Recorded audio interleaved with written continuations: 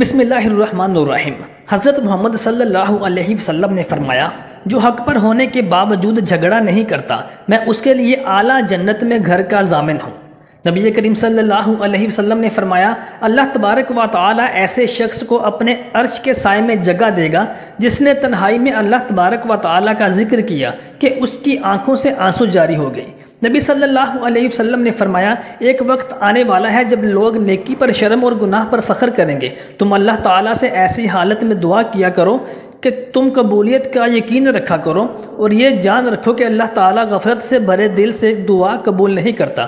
نبی محمد صلی اللہ علیہ وسلم نے فرمایا کہ مومن کی نیت اس کے عمل سے بہتر ہوتی ہے۔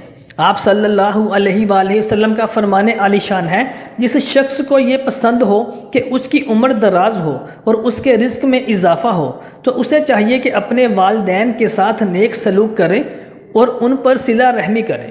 نبی کریم صلی اللہ علیہ وآلہ وسلم کا فرمان عالی شان ہے کہ قیامت کے دن میرے نزدیک ترین وہ لوگ ہوں گے جو سب سے بڑھ کر مجھ پر درود شریف بھیجتے تھے۔ آپ صلی اللہ علیہ وآلہ وسلم نے ارشاد فرمایا کہ سلام میں پہل کرنے والا تکبر سے بری ہے۔ تم میں سے بہتر وہ ہے جس کی وجہ سے زیادہ لوگوں کو فائدہ پہنچے۔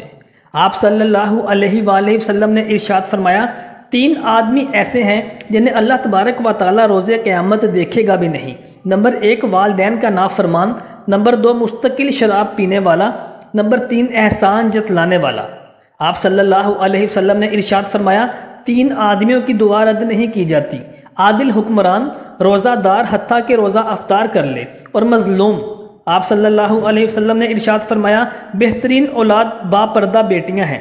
کھانے کا اگر گرا ہوا ٹکڑا دسترخوان سے اٹھا کر کھانا اولاد میں خوبصورتی، رزق میں برکت اور تکبر کو ختم کرتا ہے۔ آپ صلی اللہ علیہ وسلم نے ارشاد فرمایا، جس نے کسی بھوکے مومن کو پیٹ بھر کر کھانا کھلایا تو اللہ تبارک و تعالیٰ اسے جنت کے دروازوں میں سے ایک دروازے سے داخل فرمائے گا جس سے اسی جیسے لوگ داخل ہوں گے۔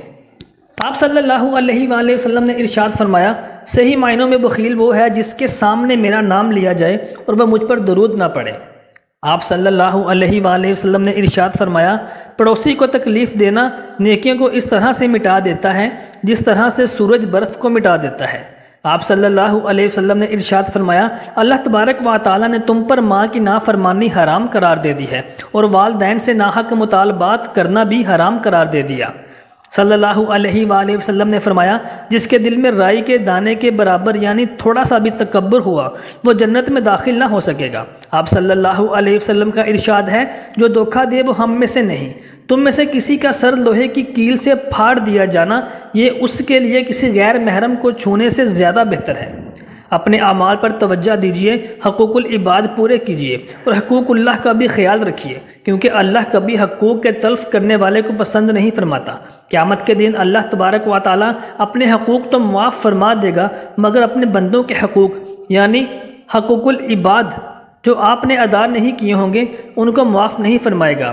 ان پر آپ کو سزا دی جائے گی اور آپ کی نیکیوں سے ان حقوق کو ادا کیا جائے گا۔